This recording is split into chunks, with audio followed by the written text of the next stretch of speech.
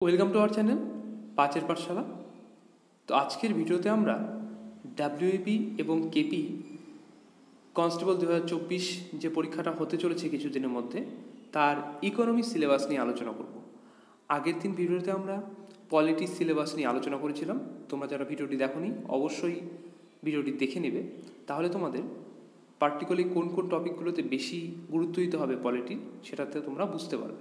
তো আজকেরটাও ঠিক তেমনই, ইকোনমিক্সের কোন কোন টপিকে তোমরা গুরুত্ব দেবে সেটা তোমরা এখান থেকে বুঝতে পারবে। ঠিক আছে, তো দেখি। কালকে অলরেডি আমরা আলোচনা করেছিলাম যে কেপি সিলেবাসে জিকে থেকে কত নাম্বার থাকে। তোমরা যারা দেখেছো তারা তো অবশ্যই জানো। তো মেইনলি জেনারেল অ্যাওয়ারনেস এবং জেনারেল নলেজ থেকে 40 নাম্বার থাকে, তার মধ্যে কয়েকটা নাম্বার কিন্তু ইকোনমি থেকেও থাকে, তাই তো।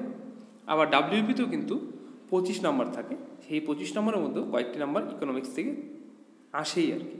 তো এই যে কয়েকটা নাম্বার আসে, এই কয়েকটা নাম্বার যাতে মিস না হয় তার জন্য আমাদের কোন কোন টপিকগুলো পড়তে হবে, চলো সেই টপিকগুলো আস্তে আস্তে জানবো। তো দেখো, যে 40 নাম্বার আছে ডাব্লিউপিতে, 25 নাম্বার ডাব্লিউপিতে এবং কেপিতে আছে 40 নাম্বার, সেটা কোন কোন সাবজেক্ট থেকে আছে সেই সাবজেক্টগুলো একবার দেখি।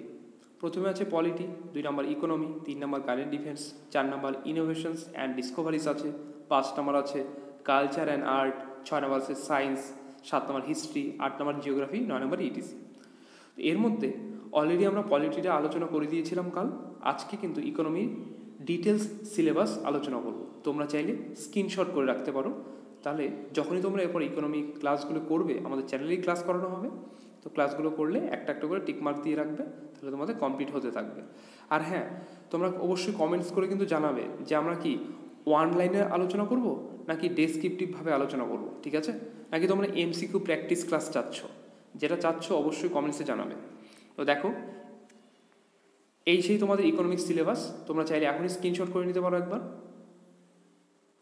আচ্ছা, দেখো একটা আমার কি আছে। প্রথমটা রয়েছে অর্থনীতির ভূমিকা, ঠিক আছে, এটা ইম্পর্টেন্ট।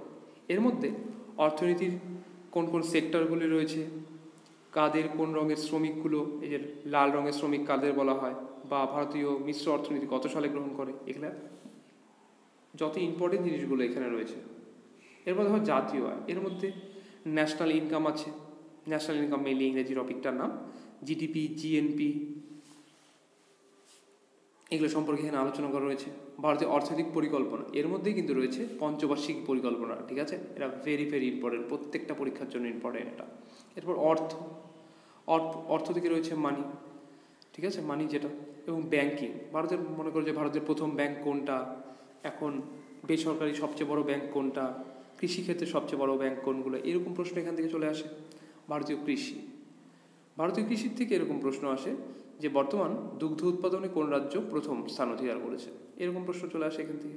ভারতীয় শিল্প, রাউরকেল্লা কোন পঞ্চবার্ষিক পরিকল্পনার সময় তৈরি করা হয়েছিল, ঠিক আছে, এরকম প্রশ্ন আসে এখান থেকে। বা কার সহযোগিতায় বা কোন দেশের সহযোগিতায় তৈরি করা হয়েছিল। ভারত বর্তমানে পাট উৎপাদনে কততম স্থান অধিকার করেছে, কত টাকা মুনাফা হচ্ছে, এগুলো প্রশ্ন আসে ভারতীয় শিল্প থেকে। এরপর আদমশুমারি ও জনগণনা, যেটা সেন্সাস 2011, বর্তমানে সবচেয়ে বেশি জনঘনত্বপূর্ণ রাজ্য কোনটা, তাই তো, এইরকম টাইপের প্রশ্ন কিন্তু এখানে চলে আসে, ঠিক আছে। এরপর দরিদ্রতা ও বেকারত্ব, সবচেয়ে দরিদ্রতম রাজ্য কোনটা, বা কাকে দরিদ্র বলা হয়, কাকে বেকার বলা হয়, ঠিক আছে, এগুলো প্রশ্ন এখান থেকে আসে। এরপরে দেখো ভারতের রাজকোষ, যেটা জিএসটি কততম সংবিধান সংশোধনীতে আনা হয়েছে, ঠিক আছে, জিএসটির পুরো নাম কি, ঠিক আছে, এগুলো সম্পর্কে আলোচনা করা হয়েছে এখানে। এরপর ভারতের সরকারের বিভিন্ন পরিকল্পনা, রাজ্য সরকারের পরিকল্পনাগুলোর মধ্যে রয়েছে কি, লক্ষ্মীর ভাণ্ডার থেকে শুরু করে স্বাস্থ্যসাথী, খাদ্যসাথী, যত পরিকল্পনাগুলো আছে সেগুলো কিন্তু আলোচনা করা হয়েছে। আর এই অন্যান্যর মধ্যে বিভিন্ন কিছু আলোচনা করা হয়েছে, নর্মালি যেগুলো থেকে থাকে আর কি, যেগুলো এখানেও পড়বে, ইকোনমিক্সের মধ্যেও পড়বে, আবার কিন্তু কিছু কিছু পড়ে যাবে কি কারেন্ট ইভেন্টসের মধ্যেও পড়ে যাবে। তো অবশ্যই তোমরা এটা স্ক্রিনশট করে রাখবে। তো আজকে এই পর্যন্তই। ভিডিওটি কেমন লাগলো অবশ্যই কমেন্ট সেকশনে জানাবে, এবং তোমাদের বন্ধুরা যারা কেপি এবং ডাব্লিউপির প্রিপারেশন নিচ্ছে, যারা খুব সিরিয়াসভাবে প্রিপারেশন নিচ্ছে, তাদেরকে অবশ্যই ভিডিওটি শেয়ার করবে, যাতে তারা কিন্তু সঠিকভাবে সঠিক কিছু পড়ে যাইতে পারে পরীক্ষার হলে, যাতে একটি প্রশ্ন মিস না হয়। তো আজকে এই পর্যন্তই। ভিডিও ভালো লাগলে লাইক করবে। ভিডিওটি শেষ পর্যন্ত দেখার জন্য ধন্যবাদ।